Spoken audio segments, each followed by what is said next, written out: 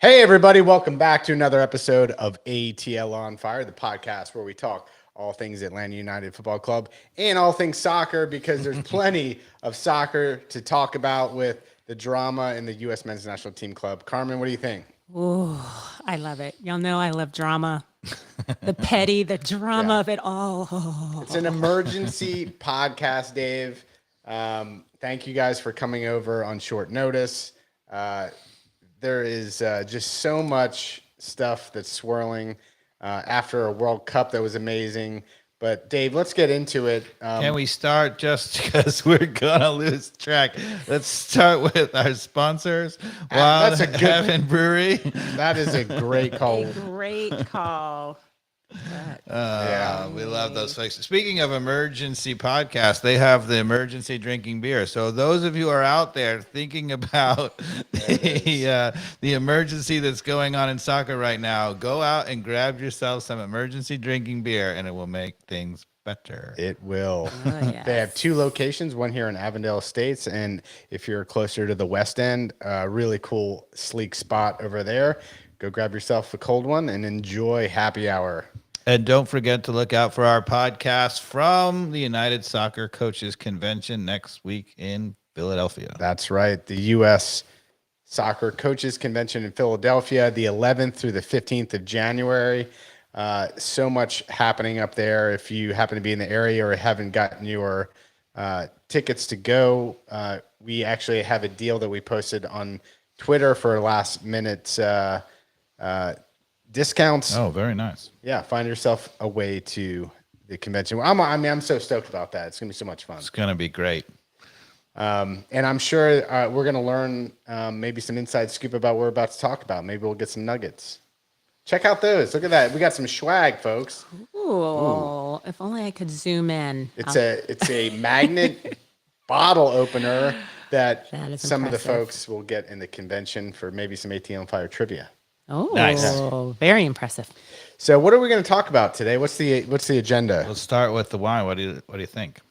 It is very nice. Is this a cab? What do we have? It's a blend. It's a Colchuga Valley Chilean blend, right? It's 50% Cabernet Sauvignon, 40% Cabernet Franc, and basically 10% Carmenere.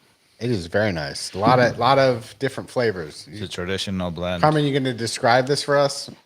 It's complex. It is complex. All right. I like it. I like it. Thank you, Dave. Yes. Delicious. Okay. All right. Now, What's the timeline? What's going on? okay, so what are we talking about? Tell us what we're talking Well, about, Mikey Dobbs. We're talking For about those of you who have been stuck under a rock today and yesterday. a little bit of the aftermath of what came out of Gio Reyna not getting a lot of playing time in the Qatar World Cup. Now has just a complete different layer to it with some headlines that have hit in the last, say, 24, 48 hours around, some would call it blackmail or just ratting out Berhalter for some things that happened 30 years ago, but also just trying to leverage the Reyna's family power to ensure maybe Gio got some playing time when Greg was suggesting, hey, maybe you're not going to start or you're not going to get in many minutes. And Greg may be saying those things maybe to motivate him, may have been true. We don't know what the absolute truth was, but it sure has turned into the Hatfields and McCoys at this point. What do we got? Okay, you want me to give you the brief timeline? Yeah, let's see it. So November 9th was when all the players were announced. November 10th to 20th, during training, it was reported that during the exhibition match against Al Gharafa in Saudi Arabia, that Gio Reyna was sort of lackluster and was sort of called out for it. The World Cup starts on November 21st. Gio Reyna is on the bench, and he is not involved. People were surprised that he didn't come off the bench, and he was caught on camera throwing his shin guards to the ground. It's unclear where in here, but apparently, I think prior to the game on November 17th, he had a conversation with Berhalter in which it was alleged that he either was told he wasn't going to be largely involved, or he was at least told he wasn't going to be a starter. I think there's a big difference. Yep. We're not really clear what there was, but in any case, on November 21st, the first game he doesn't play, he kind of throws a bit of a fit. In his own admission, he basically went for a couple of days into a sort of a tailspin, and he didn't train, and he was Not professional. On November 25th, he played only the final 7 minutes. On November 26th, there was so on that day there was a tweet from Winalda. Basically, there was some controversy because Berhalter was asked about Winalda's tweet saying that, Gio Reyna was ready to go. And he said that basically Gio Reyna was not fit for that first game. Right. And we commented this on the actual live podcast because Gio tweeted in there and I said, I'm 100%. I'm 100%. That's right. Mikey Dow's all over it. Right. So, Berhalter was asked about those comments vis-a-vis one another, and he basically said, I'm not a liar. You should believe me. Yeah. And supposedly they worked it out. And the coach always has the benefit of the doubt there on whatever he thinks 100% means, whether it's physical or mental. And if it's not 100% mentally, then Berhalter, in my mind, as the coach, can be correct. So if he's not 100% in Berhalter's mind, whether it's physically or mentally, then to me, that's the coach's call. I don't know. What do you think about that? As far as defense for Berhalter, which I'm not a defender of Berhalter in general, but he's the coach. He is the coach, for sure. He gets to say what he wants to do. It's a question of really not necessarily decision. There's some, we can talk about the decision, but actually more or less how he handled it. Yeah. And how Gio handled it. So when did one thing with the timeline, and sorry if I'm cutting you off. Go for it. When there was the explanation that he was giving at some conference or some talk about using Gio, and without naming him as the example, but I think people read between the lines that it was Gio, and the Athletic reported it, that there was a player that was about to be sent home from the World Cup. When did that happen? Was that was on December 6th, 3 days after we were out in the December 3rd was the day that we lost to the Netherlands. So somewhere in there, Gio was asked to apologize for his behavior, and he did, and everything was sort of all right at that point. And it must have been fairly okay. It must have been right in that window because during the last game against the Netherlands, after he failed, he didn't appear in the big match against Iran, when we really, really needed to win. But against the Netherlands, he did come on. Now, in fairness, we were chasing the game down 2-0, so it was kind of a roll of the dice rather than maybe in the normal tactics. But he did play almost all the entire second half in that match. So the leak that was supposed to have been kept, in the press wasn't supposed to leak out of that meeting, though. It was supposed to be in confidence too. So somebody leaked it. It was a leadership conference where he made those comments. Right. And Berhalter has claimed that it was supposed to be confidential. Right. But it was in public in a leadership conference. Yeah. So correct. So that's the that first. I think it's the first fat-lipped thing that Berhalter did. Right. He just absolutely should have shut his mouth, which is... Well, he also said that he was injured. Yeah, but there's no reason for him to use that example in this leadership conference. Mm-hmm. He was an emotional dummy for doing that. I agree. But, we went back to it in the press... I don't know what do you call that when they had that live TV reveal of the roster? Whatever it was, the live TV reveal. Berhalter in there when he was asked questions. I mean, every coach, in the world sort of does this. It's now a big thing. When they're asked questions, I mean, they just say nothing, right? They say stuff to say nothing. Exactly. And he wasn't that way. He was talking about, his decisions about people and saying open things. He was almost gossiping right in that live performance. And we talked about on the podcast, we were like, what was he doing there? Like, these Yeah. are very personal decisions. People are going to be upset, of course, because it's your dream to play in the World Cup. And, they're tough and you have to make it. People are not going to be happy if they're not going. Yeah. But shut up about it. Like, Absolutely. Yep, I agree with that. I mean, he kept, the commentators correctly asked him about those last controversial decisions. But instead of saying, there's great options on both sides, and unfortunately somebody has to make it, and we discussed it, and for the entire roster and for the benefit of the team, we think this was the guy. Yep. You can say that 12 different ways, and you don't have to say anything. So the key milestones here is, for whatever reason, right or wrong, Greg made the evaluation that Gio was not going to get significant minutes, or at least wasn't going to start out of the gates. He was going to have to earn his way in some way, right? Like, that was his path forward. There's been no explanation from Greg on why that is, given at least the fan base, right, is like extremely excited about the potential of Gio Reyna. He's obviously one of the most skilled and talented players with the upside on the U.S. men's national team. We didn't get any detail other than the leak that Gio basically ended up saying, right, is he said, I'm going to be very limited in this World Cup. Yeah. So that was the first big thing, right, that happened, right? There was the leak from this conference that, there was the leak that Gio was going to have limited time, and then that came out after this leadership conference when he got upset about that and then was practicing lackluster in the Qatar warm-ups. Yeah, after this leak, so those are all Gio the Reyna first responded by saying that, he, basically he did have a few bad days and whatever, blah, blah, blah. But, he after responding to the fact that he was told he would have limited time. Yeah.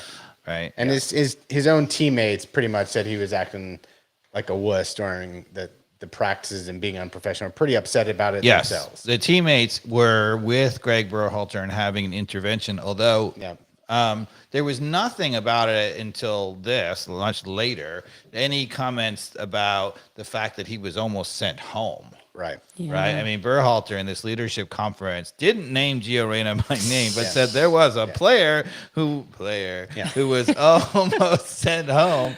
Duh. Like, so whether he said it explicitly or not, the Athletic went ahead and ran with that. They got confirmation very easily because anybody on the staff or any player could have easily confirmed that. Right. I mean, so there you go. They got confirmation. The Athletic felt good enough about their sources, and they reported that it was Gio Reyna that was about to get sent home. So then it became first headline number one post World Cup, and then Gio almost responds immediately. 24 hours later, that's like, hey, Greg, you suck. This is supposed to stay in the locker room. You say everything's supposed to stay in the locker room, Greg.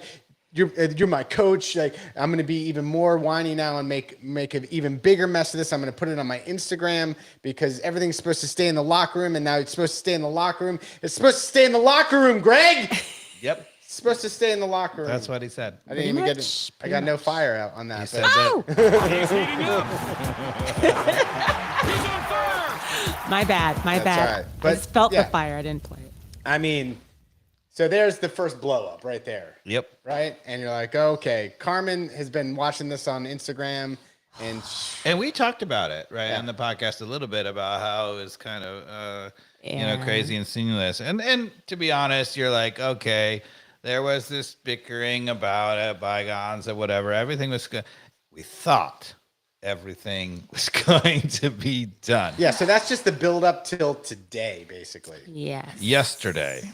Now, in between, we're talking a little bit about Berhalter because we know his contract's about to run out. Good call. You know, talking about some opportunities he's had in Europe and things like that. So that's all we're hearing. And everybody was reporting that he was about to be re-upped. I mean, because we kind of we were like, oh, really?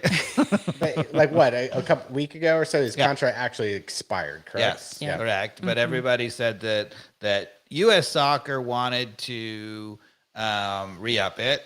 But there was some we were discussing there was some faint glimmer of hope because he might want to pursue European soccer coaching possibilities, if like he was offered coaching at Man United or something. Yeah. Which is not going to happen. Not happening. Dave, what are the headlines coming out in the last 24 hours though? Well, so I guess what happened was Gio Reyna's mother, Daniela Reyna. Is her name Daniela? Danielle. Danielle Reyna. I want to get that right. Danielle Reyna called Ernie Stewart, who's the GM of U.S. Soccer. Yep. And she was very upset that Greg Berhalter was continuing to bash Gio Reyna about this incident and that he was now being trashed on Twitter, and she was complaining about it. Does any other soccer federation head take that call from a parent? No. I mean, you wouldn't even take that as a youth coach. Like, you'd be like, look, like, or you would at least shut it down pretty quickly. Like, in terms of and like, we're going to get back to this, but okay. I just got to ask, right? Like, is the Brazilian federation coach going to take a call even from Neymar's mom on whatever the situation is? maybe Mbappe's mom. Maybe Mbappe's good call. He's a big. He was concerned that he wasn't getting as much image rights as he was supposed to. Yeah. Then he went and put the whole team on his back for how many games in a row. So people forget about his complaining about how he should get all the image rights. He was the whole team, so maybe he should have gotten all the image rights. Very true. If you carried the team, you get all the image rights. I mean, Yeah, but if a substitute's mom calls the head of the federation, that call is not being taken anywhere else. So he calls it. No. What is it? Ernie Stewart. Ernie Stewart. Ernie Stewart. Okay. Former national team player. Yeah. Teammate of Greg Berhalter and Claudio Reyna. And we're going to get into all that, but it Yeah. and so hold on, even more history, right, on the Berhalters and the Reynas, right? They go back a long ways. Like, so yes, it was a Danielle and Carmen. You want to tell us the history? Because you have some knowledge without naming names, but you. Well, I don't have like all the details, but the thing is, I went back into the Reyna story early on in the World Cup because they have a great story. Like, they have an older son who passed away, and I'm looking into all. So I have read about it, and one of the things that came up was how long they had known the Berhalters. Yeah. So Danielle Reyna, and I don't remember the Berhalter's wife's name. But they played soccer together at UNC. Right. So both soccer players. Did you play against them when you were at Duke? Oh, no, no. They're old. I was about to say, I didn't play against her. They were not going to put me in a UNC game. We did beat them in 94, and I was in the bleachers. But anyway, so as I was reading all this, they're talking about like how they helped each other like meet, like help, like create. They're like at each other's weddings and all that type stuff. So these are families that are close. And it gets worse because Berhalter and Reyna played on the same high school team, the men's. Same club team in New Jersey. The two guys playing on the same club team growing up married two women who were on the U.S. national team and who were roommates together at UNC. Yeah. So it's pretty tight. Yeah. Very, very tight. So, I mean, you're looking online and you're seeing pictures of Berhalter with the little Reyna when he's probably like 3 or 4 years old. So they are super, super tight. So in the articles I was reading, they were trying to say, like, of course, Berhalter has, Gio Reyna's interest at heart. He's known him since he was a kid. So, like almost a second dad or something like that. So that's what we're assuming. Yeah. And so when this came out, and I think I even told you or texted y'all when this first came out, I was like, you know who I know knew about this kicking incident. You were speculating, and you were right. I was. You were right. I told Carmen my brother, Butler. I was like, these friends that probably knew about this kicking incident. The Reynas were some of those friends. So yep. Yeah. And that took only about 12 hours to come out after Carmen already knew. I just want to say I used to kick Dave in the shins 30 That's years true. ago, and it still hasn't come You out. haven't even apologized. I know, but there's no need to kick anyone in the shins. Right. Don't need that. All right. So she calls Ernie Stewart to complain about this. For what end? No one knows. Yep. It could be to rant. It could be blackmail. It could be, I don't know what it could be, but it could be a number of things. But those two words have been used by different parties about this conversation. Anyway, she claims that she never intended anything to come of it. Well, in the Athletic article, supposedly go back to the timeline. Yep. Claudio had emailed the U.S. Soccer Federation that he had something against, like something damning against Greg, and then He denies that, though. He did. Okay, he denies that. But that's the claim is that during the World Cup. But in the Athletic article, that's what they said, right? Yep. That Claudio had sent an email and said, "Hey, I've got something that happened 30 years ago," and then his wife just went ahead and made the call and just So during the World Cup, Claudio Reyna was bitching to two people. Right, one was clearly Winalda, who was tweeting about it. Come on, bro. And the other one was Brian McBride, also a former national team player in that, who happens to be an administrator of the U.S. Soccer Federation. Oh, God. Come on. I mean, and we have talked about this on the podcast, and I'm getting there, Mikey Dobbs. I'm getting there. We've talked about how there is a problem with the only qualifications of some of these people who have major roles in U.S. soccer is that they were former national team buddies. Yeah. And, we've talked about it in the context of the U.S. youth team, where they continued to pick Tab Ramos to coach the dang U17 team, even though he lost and he blew it and he failed to qualify. I would pick him again. He's a great coach. Really? He's heating up. Oh, I'm just getting started. I think we're building our reputation up for this U.S. soccer coaches convention. Hopefully, we're not going to piss anyone off. Oh, yeah. We probably will. And you know what? That's our job. They can come see us at our booth. Come see us at our booth. Bring it. We don't really mean that. Come visit us. We'll be nice. Visit us. We got some nice beer Yeah, bottle we'll give you a openers. beer bottle. Yeah, opener. exactly. Thank you for your time. Okay. So, what do you make of all this, though? Well, so we haven't finished. Okay, keep going. Keep it rolling. Yeah, so Ernie Stewart, I think, sensing, in my opinion, all of what's going on with the NWSL and all of soccer and all these charges for abuse and whatever. So Danielle says that there was this incident and it involved Berhalter with an abuse towards a woman, which it turns out that after drinking with his now wife, then girlfriend, 33 years they ago. had an altercation, and he claims he has come out on Twitter and said that he kicked her in the shins.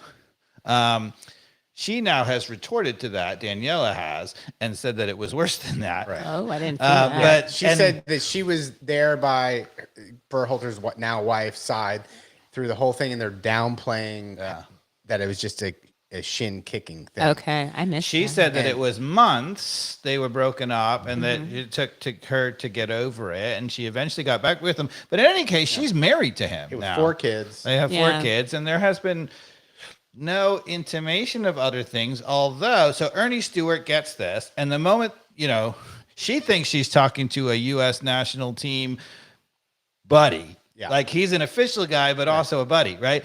And he turns around in his official capacity, and what does he do? He's got to do what he's got to do. Gotta do what you He gotta hires do. the law firm. and even Daniela or whatever said, I understand why he did that. She was like, in the interview, she was like, I understand why he did that. Like, he's got an obligation to do that.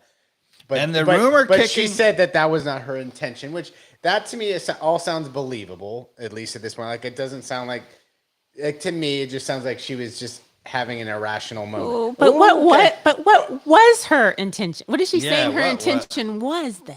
Because you've known this. I posted on our Twitter. She's a crazy soccer mom. I guess. That's Crazy it. soccer mom. Does what crazy I soccer believe it. mom does. Dave, do you know any crazy soccer moms? Yes, I do. I bet you at the convention, there's some crazy soccer mom stories. This seems quite believable to me that she was like, I know Ernie, I'm gonna give him a call like right now. Blah, blah, blah. Like there was no like blackmail that she had in mind. Like to me, that seems a little like I don't think that was it. I don't know whether she had soccer mom, but what was her intention as a soccer mom? Was to bitch about it or to get him not to be rehired because Gio Reyna is going to be there for a long time. So yes, subliminally. What was her intention? Her intention maybe in the back of her mind. But even when crazy soccer moms called or whatever, usually they have, in the moment you would say they want more playing time, but the World Cup is well over, right? So she's not calling to like bitch about him and get more playing time. What is she calling for? Yeah, she's to complain. To control the situation. Yeah, to control the situation. With power that she has inherently. Reportedly, and none of this has been verified, so take it with what you will, the law firm has already found some other things where he has reportedly not been, I'm not sure, sexually abusive or whatever, but abusive to staff, maybe verbally. Yeah. Which, what coach in the U.S., in the world stage hasn't? Look. Yeah. I don't know. Fine. 33 years ago, but please do not do an investigation of anything I did 30 years ago.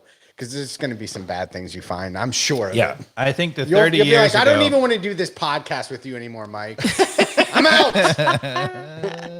I was so dumb. My frontal lobe just wasn't there, Dave. Yeah, fair. I don't know. Yeah, I'm amazed you do this podcast with me to begin with. Thank you. I appreciate it. I'm happy to do the podcast with you, Mikey Dobbs. I love the podcast. I've learned to be risk adverse, though, in my latter years, though. Yeah, a little bit. And it sounds like maybe Greg has too, but 30 years ago, he might have done some stupid shit. Okay, so he calls the lawyer, and then while this is going on, both Greg and his wife Rosalind, that's her name, issue a statement about this incident 30 years ago, where they may or may not have played down the severity, but they talk about it. They said that he went and sought counseling. It was the best thing that ever happened to them because they've been happily married ever since. And at the time, it was, well, the interesting thing about it is it was originally reported that someone was whatever, and nobody knew that it was Gio Reyna's mom. But of course, Carmen knew. Except for me. Carmen knew. So, come on. Obviously. A lot of people knew. Yeah. Well, Carmen knew, so that's all that matters. And the U.S. Soccer Federation knew when they did the background check on hiring Greg before they decided to hire him. So this wasn't new to them.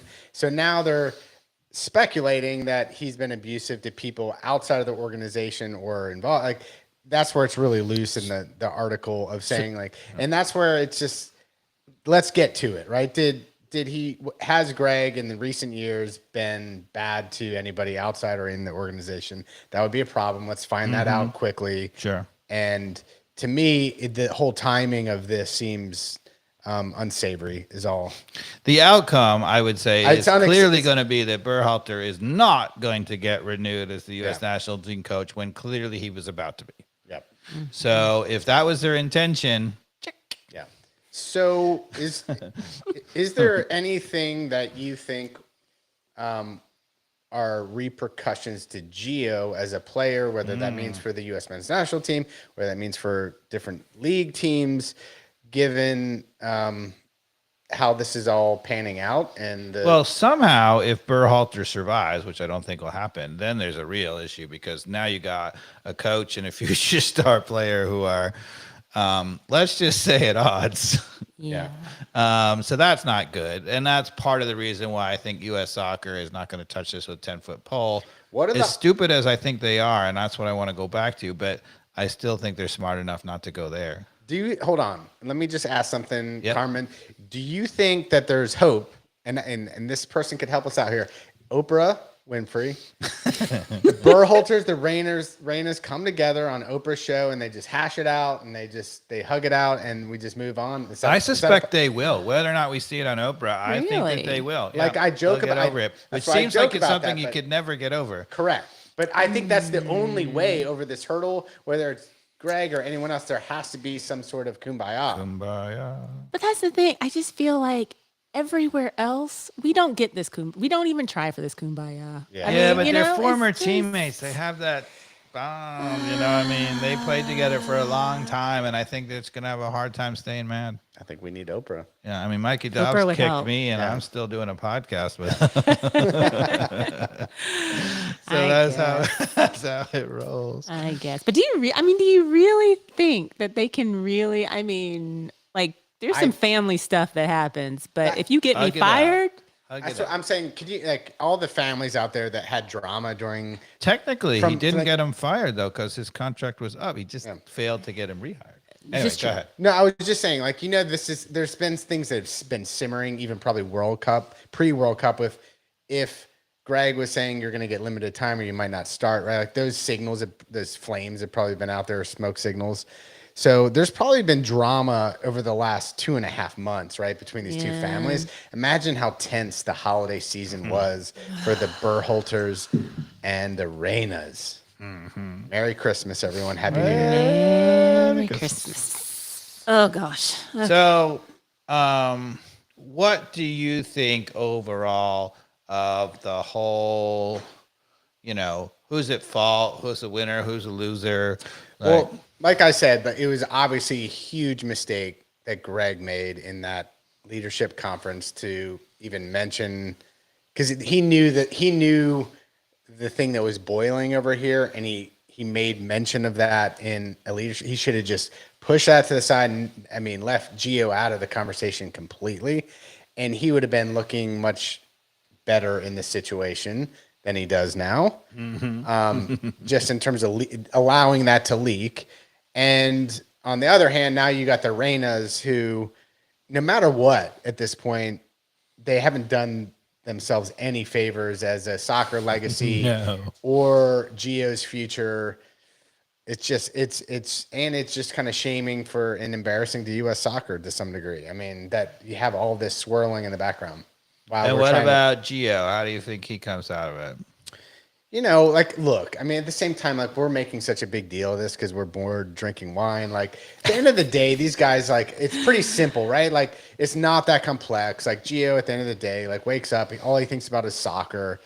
Dortmund's hey, as long as you're playing soccer and you progress, to some degree, as long as he keeps focused on that, Gio is going to be fine. As long as he progresses as a soccer player, you play talent that progresses. As long as this doesn't become a distraction to him. But I do think that the way that he behaved is a little bit of a concerning signal. But again, he's so young. Says he lacks maturity, but he lacks maturity at 18 or whatever. Exactly. That's what I'm saying. He lacks maturity at 18. Exactly. And I think that this is just water under the bridge when we're at 2026 World Cup. And yeah. All right. I want to take us back because I think this starts way earlier. Okay. Ooh, okay. And this is what I think is the take-home message. Mikey Dobbs may or may not have just kicked me. It's fine. I will call the attorneys to do a two full soccer investigation. Players kicking each other in the shins. Say it ain't so. Yeah, I was wearing shin guards, so it's fine. So. Look, the U.S. fails to qualify, as we all know, we've talked about, right? And so Bruce Arena, who was called in to, save the team after Klinsmann, didn't do so well. So we're flipping the cycle to the next World Cup. It is very clear that we need a new coach, right?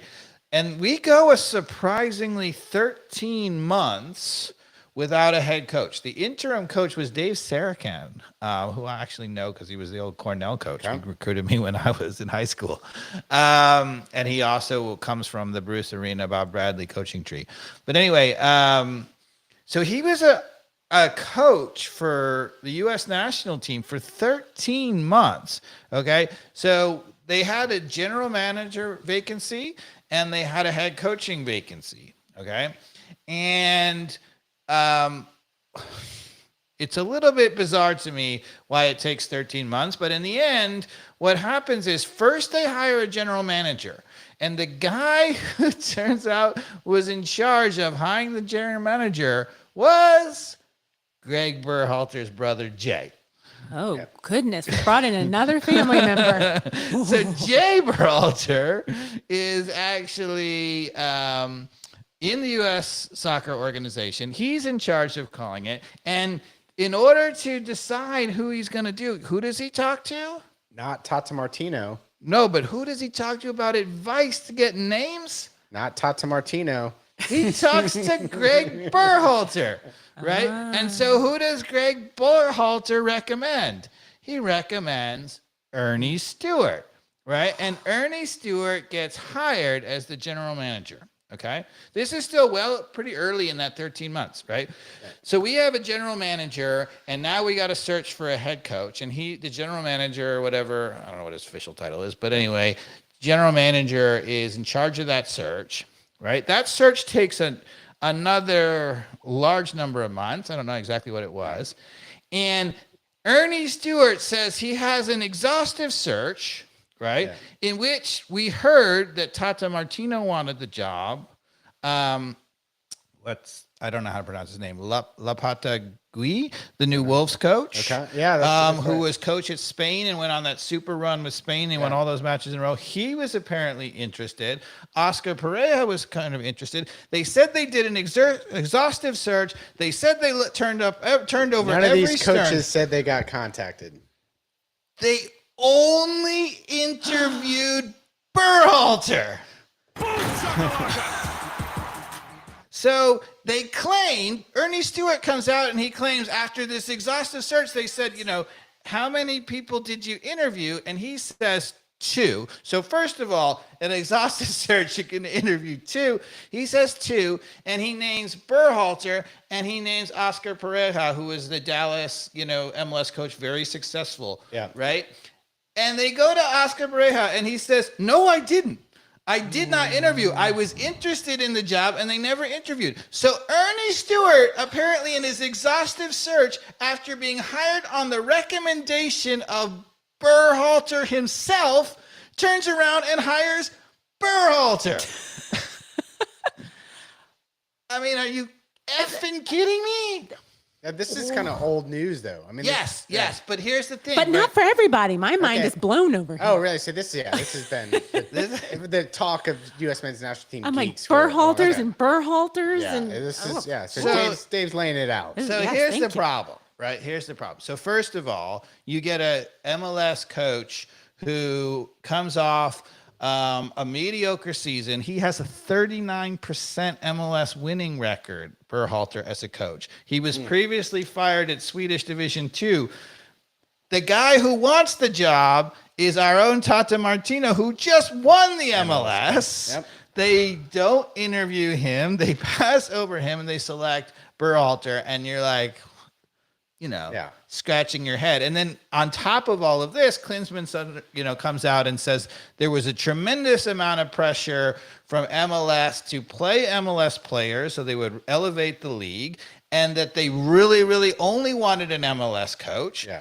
Not only was Ernie Stewart involved, but the other people involved, Suni Galati and whatever, were the ones who founded MLS, and they all converged on Berhalter. I don't know if you've heard this. There's some unwritten quota of how many MLS players need to be on the U.S. men's national team. That was reported that there was a quota about that no one's ever. The statistics don't really bear that out. Yeah. But anyway, in any case, here's my problem, and this is the big problem, because it is so incestuous. Not only did they not pick what I think was an adequate coach for that decision, right? But the problem is they pick their buddies, and this guy picks their buddies, and what happens is you now have a coach whose best friend, his son, is the leader but a player. So you have the opportunity for Daniela to be knowing Ernie Stewart, to be knowing McBride, to be knowing whatever. There is it's not just who got picked for the coaching job, but right away, right? One of the things that we never talked about, that people just said, well, he's the wrong coach. But nobody ever talked about the other implications of it, which is that so many people have an incentive to then, pick the same thing. You're probably going to talk about Tyler Wolff, Josh Wolff's son. Will he get picked or whatever? Well, I hope we get to speak with MLS's DEI lead for MLS because it certainly seems like the U.S. men's national team might be able to learn something from Sola, who hopefully we'll get to talk to next week. Because I mean, I think that's a perfect example of just the lack of differentiation within the U.S. Soccer Federation. So once upon a time, all of the U.S. executives were former national team players, and you could maybe understand that because there was nowhere else to choose from. The only soccer organization at a higher level that was professional or whatever was the U.S. Soccer. There was no MLS. There was no anything. But once you have MLS, you now have coaches to pick from, right? So, for example, the Seattle coach who had won 2 MLS titles, the Seattle general manager, who had been general manager of the year twice and is now the Atlanta United manager, right? Neither of those got considered for those jobs. Instead, it went to Ernie Stewart and then Berhalter, right? Right. I mean, that's just 2 of many, many, many examples you could go through. And what it does is it creates this. Not only do I think you sometimes get the wrong choice, but then you also create these weird relationships and these weird contexts and these critiques like about are they or are they not? Was he brought in only because he was supposed to favor the MLS sides? And I'm going to talk about, this crazy moment, which I was thinking about as this all came out. And I don't know whether we talked about it on the podcast or not. So if we did, I apologize. But during qualifying, the moment that I think really sums up that Greg Berhalter, I thought it meant that Greg Berhalter really had no effing clue what he was doing. It could have meant that he was really biased to, or being pushed to play MLS players. Anyway, we go to Panama. Right, an obvious game that we're sort of expected to win, right? And our lineup in that match is Tim Weah, who obviously is not from MLS and is a great player, but then it's Josh Izardis, it's Paul Areola, it's Sebastian Leggett, it's Kellen Acosta, Musa, who is also not from MLS, but then it's Greg Bello at left back, MLS. It's Walker Zimmerman, MLS. It's Mark McKenzie and Shaq Moore, MLS, and Mark Turner in goal, MLS. And you say, okay, whatever, that's the roster, and they lose 1-0. Yeah. But that doesn't sound like our best foot forward, having not qualified 4 years prior. Well, let me tell you, okay? Does it? Let me tell you something, and here's the really, really damning thing. The bench in that game, the players who were available to play because they were on the bench, Serginho Dest, Tyler Adams, Brendan Aronson, Miles Robinson, right? DeAndre Yedlin, right? Jedi Robinson, all on the bench, right? Those guys were all available. What the F was going on? You are heating up, and that is pretty damning. Because look, that's a lot of mistakes. That's more than a handful. I think you just sparked out there. Yeah. Oh yeah. Because sometimes the future, it doesn't hold up well to scrutiny, right? And you look at the team that eventually, was on the field, and you're like, ugh. But I mean, it's not just that it doesn't hold up well. I mean, these are major credential guys. So what do you think the odds are that Berhalter gets the job again? 2%. Yeah, the 2%. U.S. men's national team job? Yes. Yeah. I think 1 or 2%, but I still think because of what you said, there's nothing's off the table. So here's the question though. Do we wait for the law firm to give this report about everything that he may have done over the course of the last 33 years? Yes, they're going to have to at this point. They're going to have to, right? Yeah. They're not going to announce anything until their investigation is done. No, they don't have to. I totally disagree, because you would have to if you're going to fire him, but his contract is already up. So you have to do nothing to hire a new coach, I mean. So I disagree with that. Okay. Because they can just move on, and they don't have to say anything. They just let the investigation play out. We'll find out what. Do you think they're smart enough to do that? Well, here's the thing, and this is why I wanted to go through the whole thing, because Ernie Stewart is still in charge. So that means 2 things. One, that means that there is a huge amount of loyalty to Berhalter. right? And number two, it means that, okay, let's say he decides to do the smart thing and we move on from Berhalter. Does anybody trust him not to pick another U.S. national team player who was his buddy as the new coach? Do you think it's going to be Josh Wolf? Do you think it's going to be Cherundolo, the MLS coaches? Now, both of them have done way better than Berhalter, so at least they're winning. But even if those guys, and those guys maybe based on their MLS, maybe deserve a shot, right? Maybe. I wouldn't take them, but I think Cherundolo is going to be a terrific coach, by the way. But anyway. Josh Wolf is proving, but he's pretty damn young. He's done really well. Yeah, I mean, but I'm not convinced by him yet. But anyway, those guys maybe deserve a chance, but you can't hire them now because if you do, it's going to be all tainted. I don't think either one of those have the pedigree to be the national team coach. Yeah, and the other thing you got to go back to in this whole thing, right? Again, in that search, why wasn't a name like Caleb Porter there, right? Caleb Porter, who has now won the MLS twice. Berhalter leaves. Caleb Porter takes over his Columbus team. And what does he do? Oh, he wins the MLS Cup. So who are you saying should be the national team coach? I actually think Caleb Porter is not a bad choice because he's won MLS Cup with 2 different teams. He also was an Akron coach for years. He won national championship there. So he's kind of used to, in a weird way, this tournament one knockout, style format, right? He's coached in that situation. My feeling is because he's been fired at both of the places that he lost, that he won the MLS Cup at, that maybe he wears out his welcome, but who cares? Because you got one cycle. Maybe by the time he wins the World Cup, people are frustrated with him, but, who cares? Yeah. I mean, even above, Wolf and was it Cherundolo they mentioned, like Jim Curtin. What do you think? Jim Curtin. That was the other one I was going to say. Now, Jim Curtin is also a former national team player, although I don't think the way Josh Wolf and maybe Josh Wolf, because Cherundolo was also a little bit of a peripheral national team player too. But yeah, Jim Curtin, you would say for sure. At least those guys have done it consistently in MLS. Yeah. Yeah, I mean, I feel like someone like Jim Curtin has a little more experience than obviously a Josh Wolf to be able to manage the players. But I think that Cherundolo is going to turn out to be the best coach of them all, but he's only had, this is only his first year. So, I don't know if you want to hand him the reins to the U.S. And if I were him and they offered it to me, I'd turn it down. I can go. What do you think about going to an international coach that's not from the US? Again, the list of, coaches who were supposedly threw their name in the hat at the time, right? Who were turned over. We talked about, God bless, Lapata. I can't pronounce his name.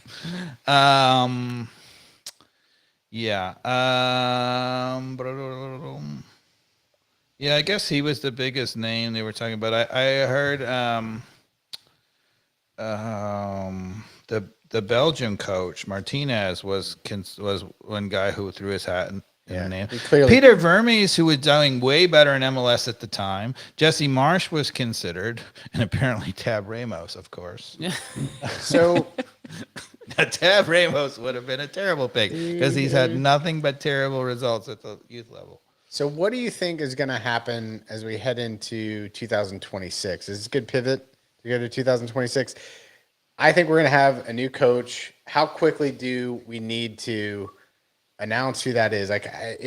Obviously, I think they'll come to a conclusion whether it's after the investigation or before the investigation. If they find their man or woman who takes over as the U.S. men's national team coach. Also, one of the things I wanted to bring up, there's no World Cup qualification for the U.S. men's national team. Say that, Mikey Dobbs. How do we get? That's a big deal.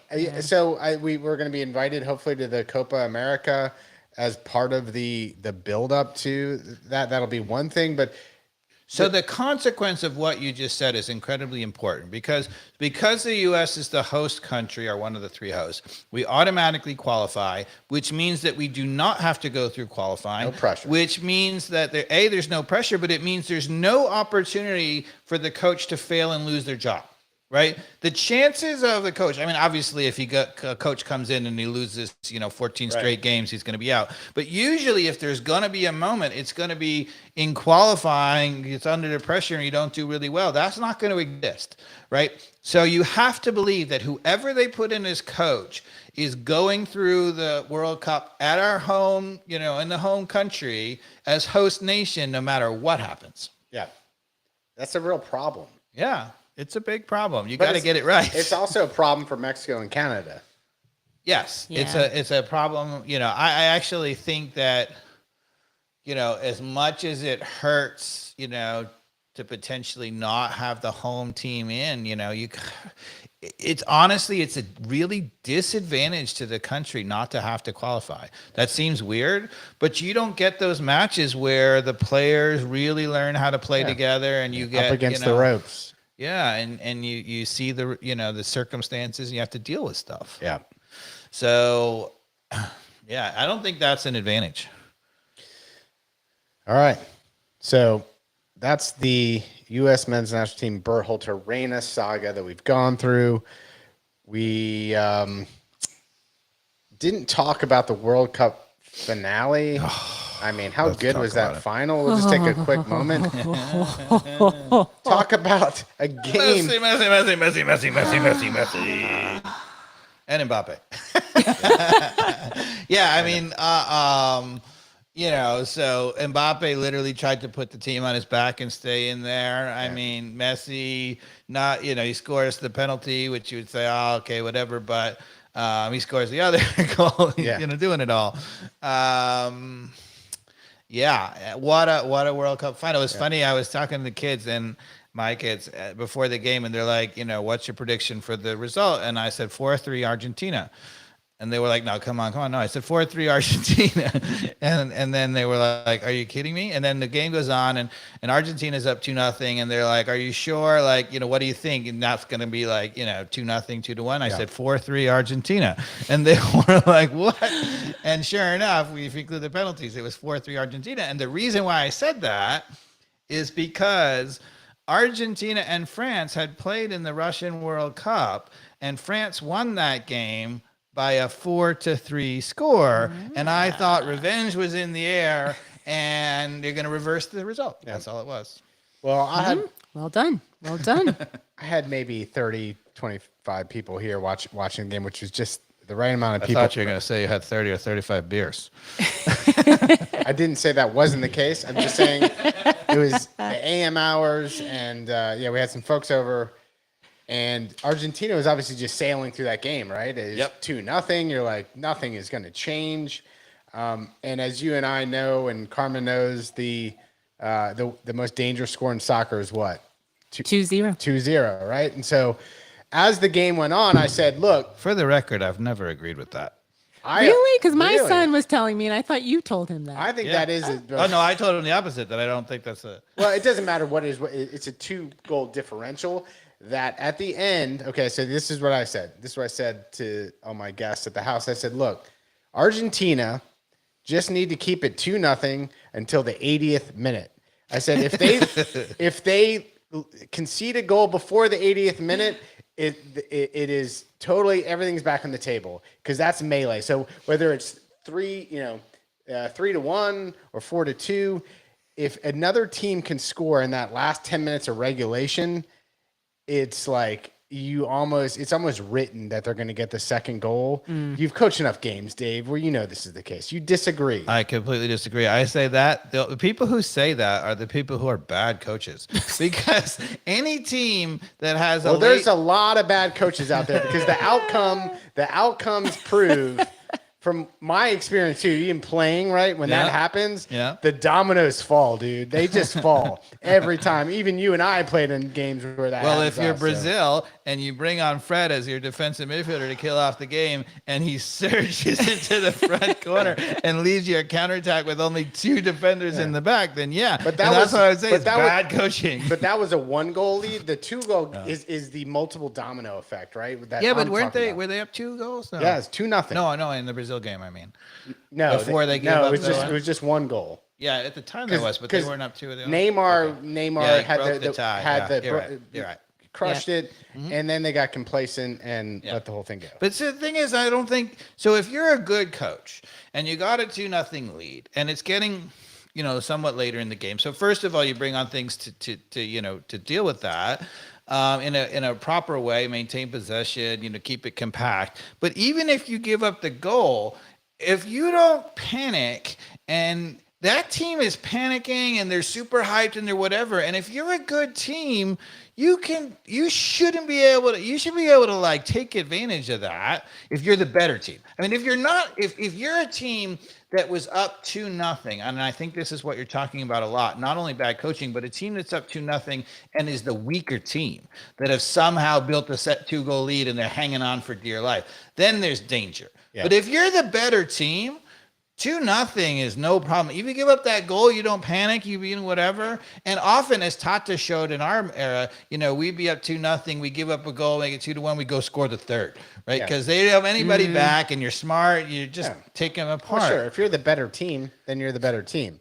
But most of the time, it's better team, better coach. most of the time in like the World Cup final, even there's not just a clearly better team. There's a reason that the two best teams. But I would say even an equal team. Yeah. You shouldn't be afraid of a 2-0 lead because you should be a good team should be able to take advantage of that situation pretty easily. But it's not even about the good play. It's about it. That's why soccer has always been this emotional component that games like that. I mean, it just shows World Cup final. I mean, that's exactly it. It became this head case. Whether it's even the penalty kicks are the example of the head case. And that final 10 minutes is the example of the head case. Doesn't matter whether you have a quality coach in some cases or if your players don't have the mental discipline. Were you kicking yourself like I was when they were letting the same guy take, Mbappe take a second penalty and Messi take a second penalty? I'm like, what? But this is also Dave, the guy in the Euros who said that who's the English coach would never let them lose. Southgate would never let them lose in a penalty shootout. He was designed to make sure. Well, I was gonna say is that he had actually thought about it, and he presumably had players really who picked it, and he overthought it. He was an idiot because whatever you're gonna do, you should have penalty kickers who are ready to take good penalties, but you don't bring them on with 3 minutes, before the penalty. Well, that's idiotic. Idiotic. Didn't that work out for Argentina with that one guy? Yeah, but I thought it was idiotic, and it wasn't a great penalty, to be honest. Went in. That's all. That's all that matters. Does it? Like you say, it's not a great penalty. No, you need a great penalty though. Yeah. That last penalty from Argentina when they brought the right back up. Yeah. Right. I mean, that's who you want taking your penalty. Mm-hmm. If you don't know anything about a team, Carmen, and if you are brought on to coach, and suddenly your team gets a penalty, pick the right back. And why always is that? The best penalty kicker because those guys are not expecting to score. They tend to be, pretty, linear thinkers. They try not to do too much, right? And then they have a plan, Yeah. Those are the best penalty kickers. Randy Chastain, was she a right back? She was. She was. I think she was. She was. A right Interesting. Interesting. So I feel like we've talked about a lot. I don't know if we've talked about it all, Dave. No, there's some Atlanta. Yeah, we got to get. Elliot is asking for Atlanta United. Here it comes. Yeah, we're bringing it. We're bringing it. Don't worry. Forgot about we won't forget about you. The ATL on fire component of this podcast. Oh, and we do have to mention. Elliot mentioned Thiago Almada, first active MLS player to win a World Cup. Absolutely. There's the Thiago. Although he didn't play. So does that really count? He did play though. He got but not in the final. Not in the final. Not in the final, but he got like almost 20 minutes. And he played well. I think it was 19. And he played very well. I'll take those 19 minutes. He was terrific for those 19 minutes. Yes. Yeah, I mean the obvious trust that the Argentinian coach had to just even give him minutes in a meaningful game is something else. Well, this actually makes me circle back to one thing that we didn't talk about in the Berhalter situation. So that critical conversation where he had with Gio Reyna that he said either you're not going to figure that much in this tournament or you're not going to be a starter, and those are big differences, right? The question is, why did he have that conversation, right? I mean, obviously you want to set the expectations and doing things or whatever, but both of them, whether he said that you're not going to play that much or you're not going to start, right? Both of them both Gio Reyna and Berhalter claim in that conversation that it was imbued with a negative connotation, right? And there's absolutely no need to do that. So if you brought on a player, even if you brought on a player like Thiago Motta, who's you're literally only going to bring on for experience, right? You say to him, look, you may be here for experience, but you never know, and you be ready, and if you get your moment, you seize it. So if you're with Gio Reyna and you're like, I've decided that, look, I have better options. I think Brendan Aaronson's fine. I think Tim Weah's fine. I'm going to go Pulisic's fine. There's too much crowded. I'm not going to play him or whatever. The message to Gio Reyna should have been, look, you're going to get some moment in this tournament. We're going to need you. Right. And your job is to go out there and play really well and make me never take you off the field again. Yeah. And that's a positive spin on it. Yeah. And both of them said that the message was, you're not going to play a lot or you're not going to start. And even if you're not going to start them, right? If you're going to Gio Reyna and having that tough conversation where he thinks he's a starter and you're like, look, you're not going to start. You say, look, Gio, you're not going to start this first match. We've got a lot of players who are in that mix. You've just been coming back from an injury or whatever, but be ready. Your time is going to come. We're going to bring you off the bench. We're going to need you. I don't understand why Greg Berhalter just couldn't have said that outright to the press. Yes. Mm-hmm. Exactly what you're saying. Yes. Because if we'd all understand, and just say that, look, son, you're like one of the up and coming kids. I'm worried about you being in full stride because of your injuries. These other players have earned the right to start. I'm going to let them run but I tell you what, if that could switch like that, and you might be the difference maker. And Berhalter is not an idiot. He's not an inexperienced coach. And you know why I think that happened? Because of his relationship with his father, Claudio Reyna. Yeah. He knew that the moment he wasn't going to start, that Claudio Reyna was going to be disappointed. And he was trying to have that conversation ahead of time to temper expectations and get ahead of it. And that is why you don't hire a coach who has intimate relationships with all those national team players. And that's all I've got to say about that. Back to Atlanta United, Dave. Okay. There's a lot of news. Some is kind of expected, right? We've got some players that have exited, right? Do you have any off the top of your mind you want to mention that you know? Emerson Hyndman. That was the news today that they've released him or allowed him. So the Mexican goalkeeper gone. Yeah, Mexican goalkeeper gone. Yep. And Emerson Hyndman gone. In officially is Etienne. What do you think of Etienne? Mm-hmm. I know he's from Columbus Crew, right? Yeah, he played for Columbus Crew. He's all accounts from Bahamas, I think. Sounds like he's going to be a solid addition from all accounts. He's had a couple of years where he's been a really force in the midfield and scored some goals, and a couple of years where he's looked kind of dynamic but hasn't really produced the goods. Where exactly in the midfield does he sit? He's not a out and out attacking midfielder. He's not a defensive midfielder. He's sort of an Emerson Hyndman like player. Okay. So he'd be a complement to Almada then. Yes. Okay. I would think that he'd be sitting behind Almada and in front of Sosa. Okay.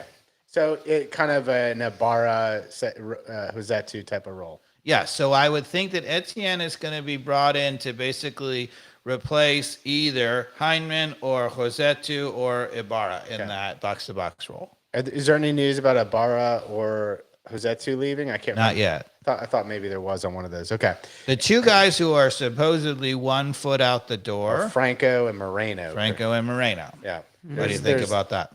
Well, you know how I feel about. I don't like you. I like both of those players. They better do better. Is all I know.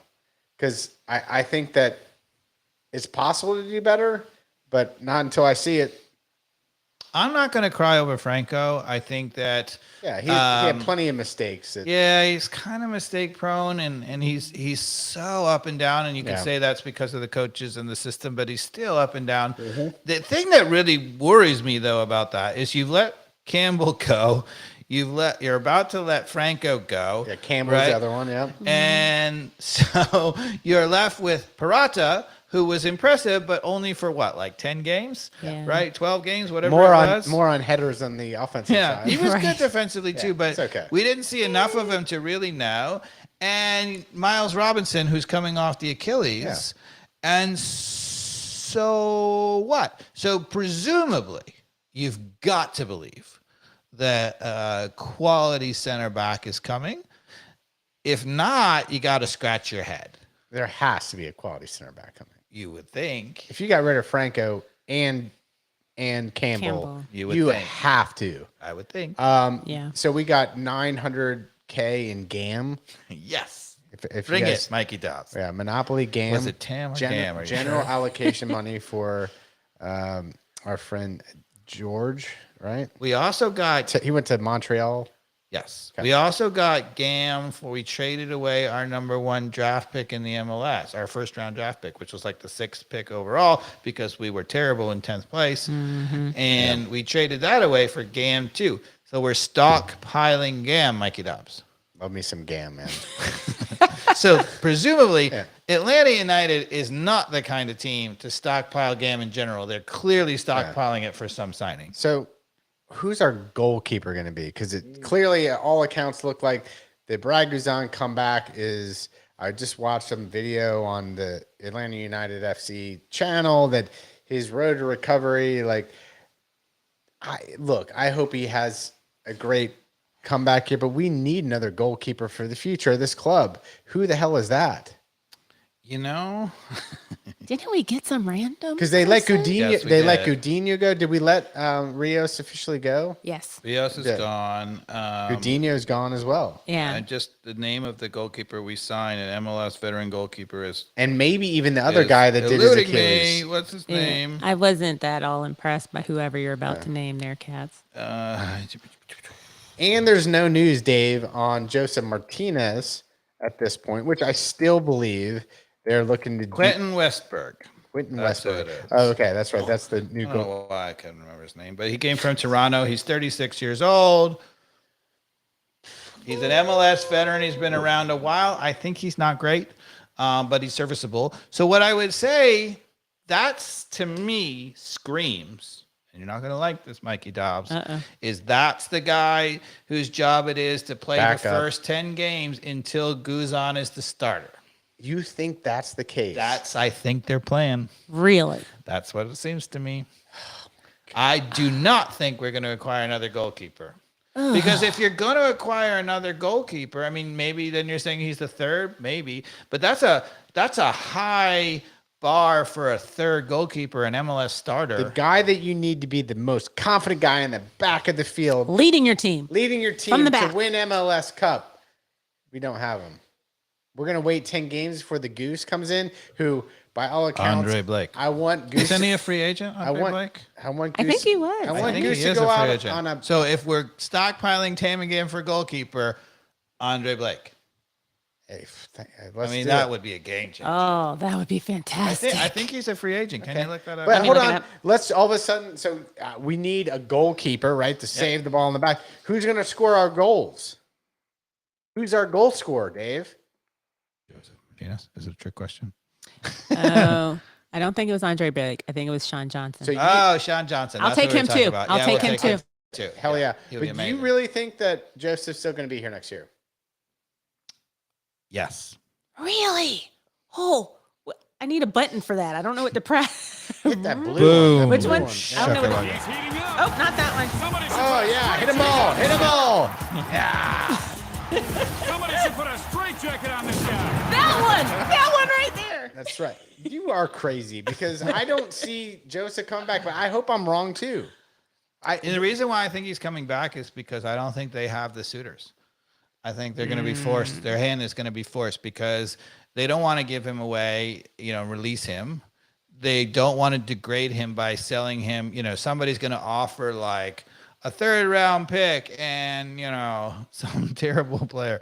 And they're not going to do that because they don't need that money and they don't want to degrade him. And so, but they also don't want to let him go for free. Yeah. So they would have to release him, and maybe they will. I mean, one of the things about Atlanta United is they have shown, to my chagrin, that they are willing to wait very, very long basically until the season has already started, the transfer window is already open to make the final decisions and let the players go. They've shown that over and over. So if they're going to release him, I'm going to guess you don't see him released until like literally first game of the season, because I don't think they have the suitors that they want for him. I think people are too wary of the injury. That's why I think it'll be forced to it. I think they want to get rid of him. I'm not wary of the injury anymore. Like, I'm not either. I thought he was looking like he was back to me. Yeah. I mean, he looked like he was, a little overweight initially, or a little bit out of shape. I shouldn't say overweight, just out of shape. And he was. Then he got a little bit tired coming back because he had been rehabbing an injury, whatever. Yeah. He rested a little when he was benched. But the moment he came back from being benched and he was rested, he looked like he was back. I agree. He looked dynamic.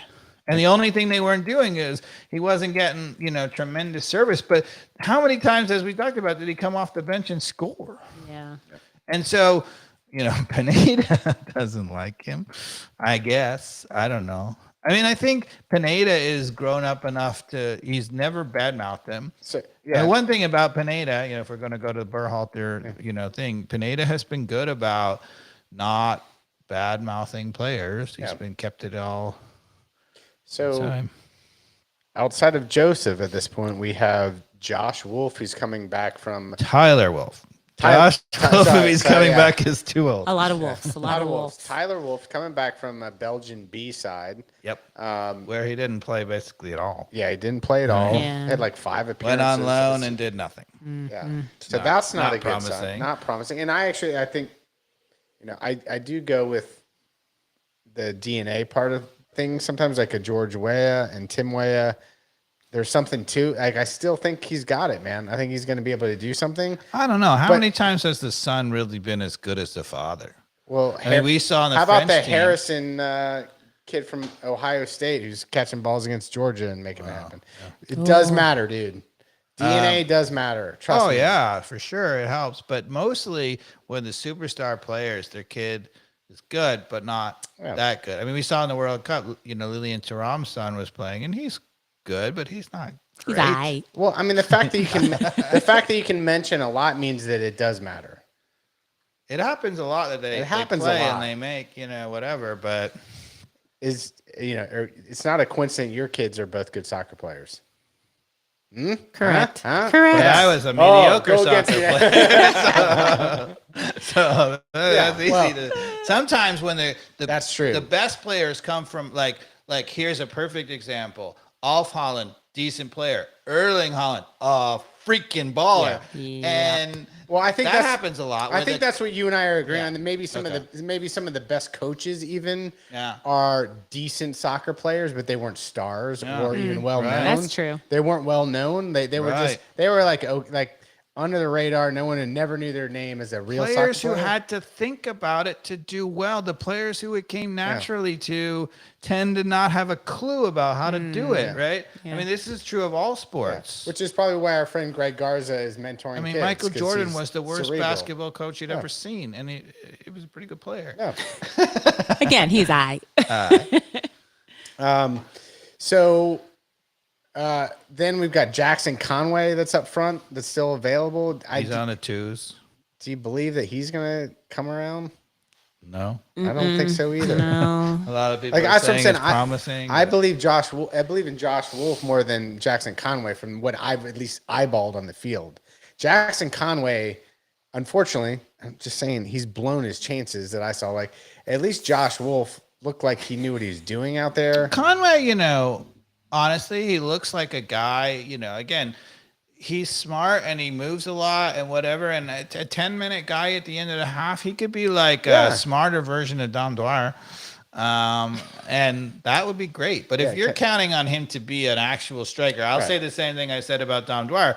Do I think Jackson Conway can come off the bench and score a goal? Yes. Yeah. Do I think that Jackson Conway is going to be a starter for 80 minutes and lead the line? No.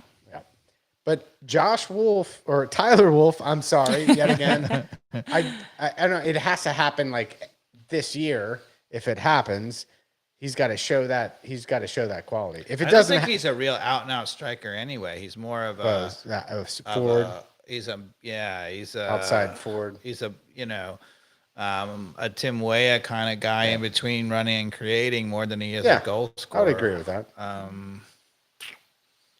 So I would say we have to sign a striker. We have to.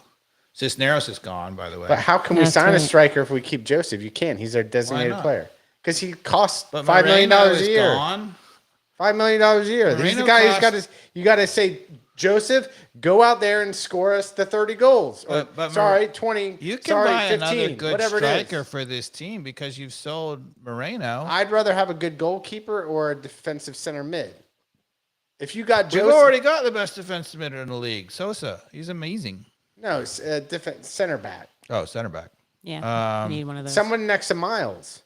To be honest, you just need a placeholder until Miles is 100%. Because Miles is the best center back in the league, and Parada's serviceable. Oh, are we getting rid of Ronald Hernandez, or is he still in the squad? Still in the squad. All right, I love it.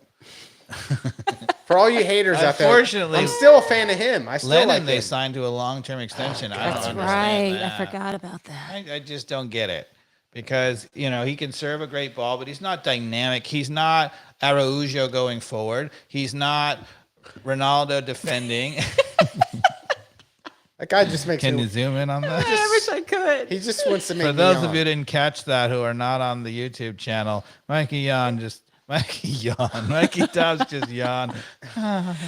He is like, he's just. Yeah, that's what I agree with you. He's just boring. He's not the answer. No. Whereas Gutman is. Gutman's the answer. Oh, that guy I can forgot ball. about him. I mean, Yes. that guy can really ball. And we got the mascara kid who's That's right. looked a little dynamic. He at the end just of looks fast as hell and terrible. Yes. So there we go. And Mikey Dobbs, we have Sadich. Thank God for him. Your favorite. Oh, Tell me he's gone. no, he's not. No, because Pineda loves him. He thinks seeing him as the starter. He sees him as a starter.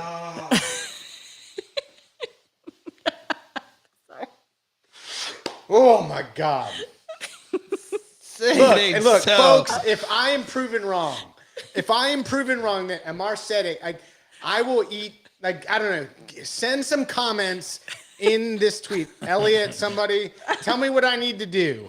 If Amar said it blows up this year. I can't even call you on that one. I'd love to, but I can't call you on it because it's just madness. If you're listening to this podcast, tell me what shoe leather I need to eat. He's heating up. If Amar said He's it on fire. is on fire in 2023. Forget about it.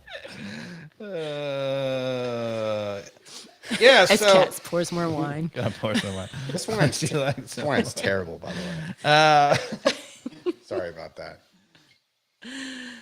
Well, the one thing I will say, if you're going to have addition by subtraction, right? If you lose Moreno and if you're committed to Thiago Almada and Araujo on the outside, or the attackers, behind the striker, that's a great start. Sosa's a great start.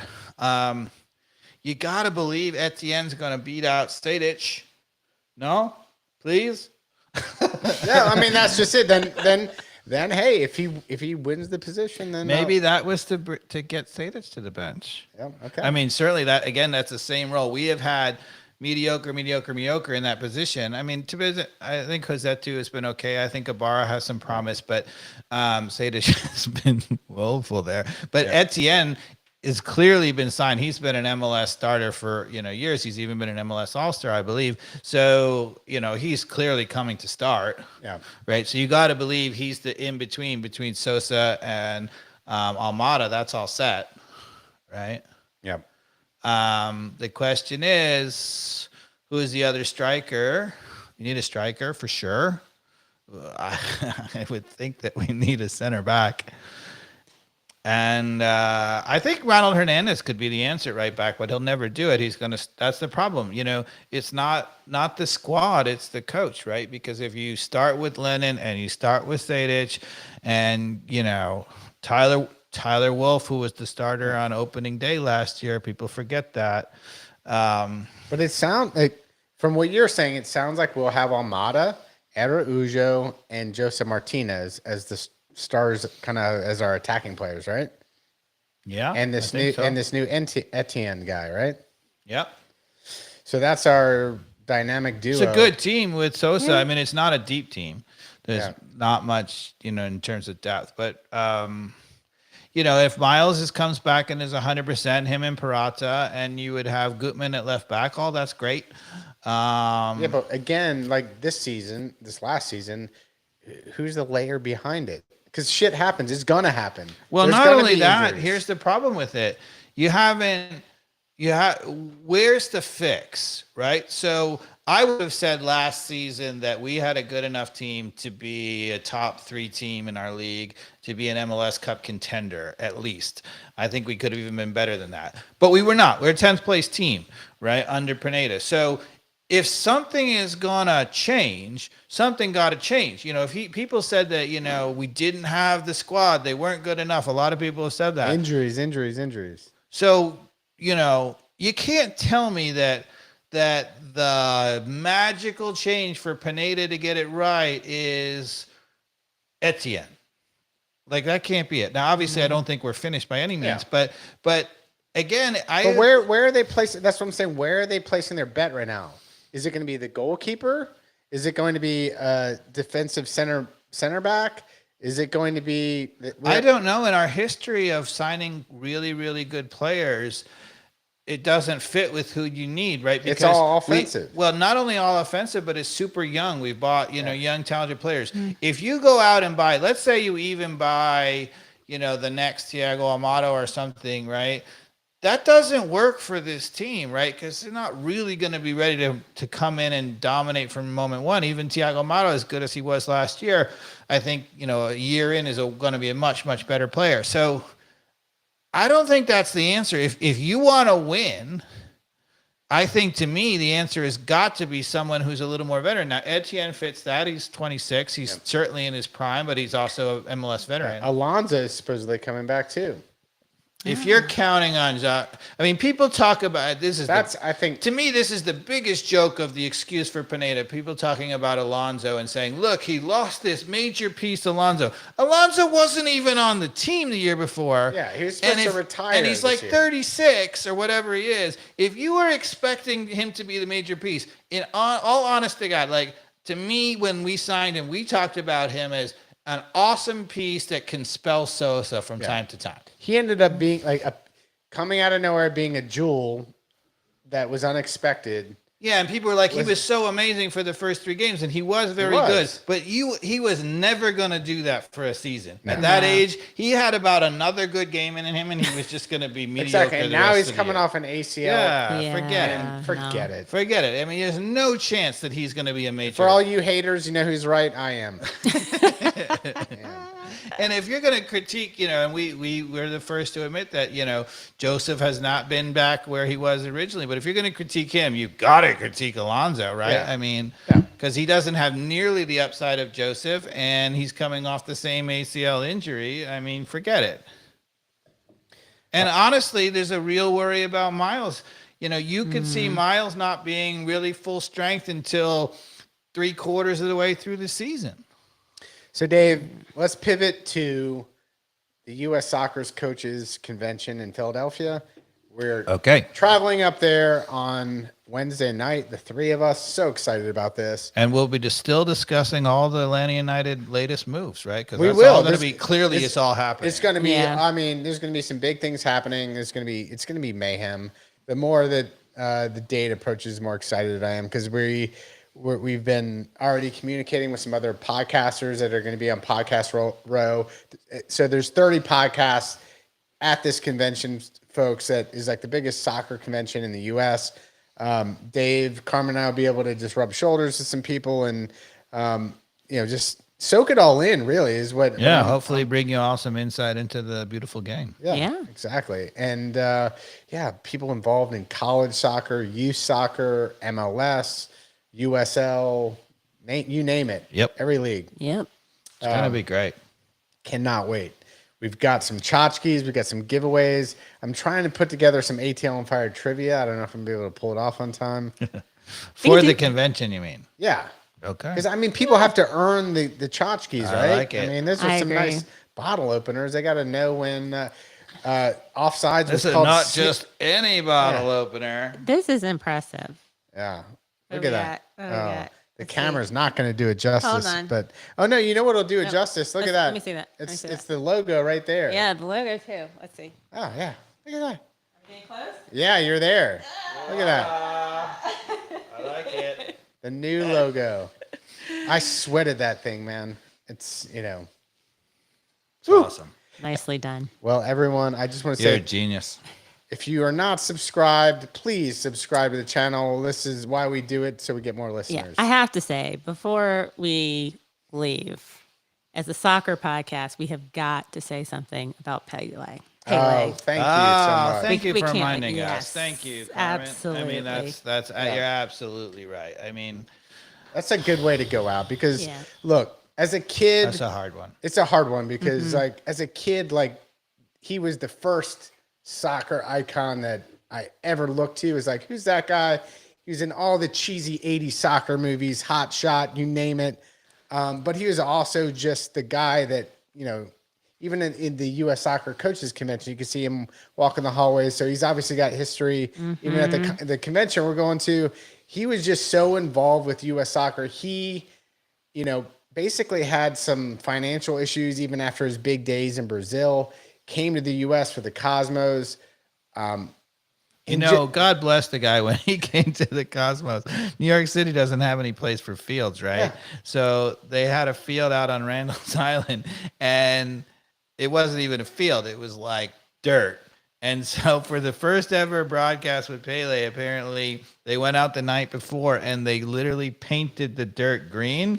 And on the old video, you couldn't even tell. It looked like a beautiful pitch. And poor guy was playing on whatever. Now, I think he grew up playing in the streets of Brazil, so it's probably right at home. But for a guy like that, he is a magical player. It's a different era, so you can't compare him to a Messi or whatever. But God bless, what a great player. Yeah, I went back and watched some of the highlights after the news broke, and it does just show like how epic and important he is to the game of soccer. So, Pelé. And if you ever want to see Pelé at his best, go back and watch the movie Victory. Yes. With Sylvester Stallone and Michael Caine and Pele. And it says, here's our tactics. We're going to do this, this, and this. And Pele says, no, coach. You we give go me like, ball. give me ball. I go like this, go. And that's how he did it. That is how he did it when he was 17. So here's the Pelé. Thanks for listening, everybody.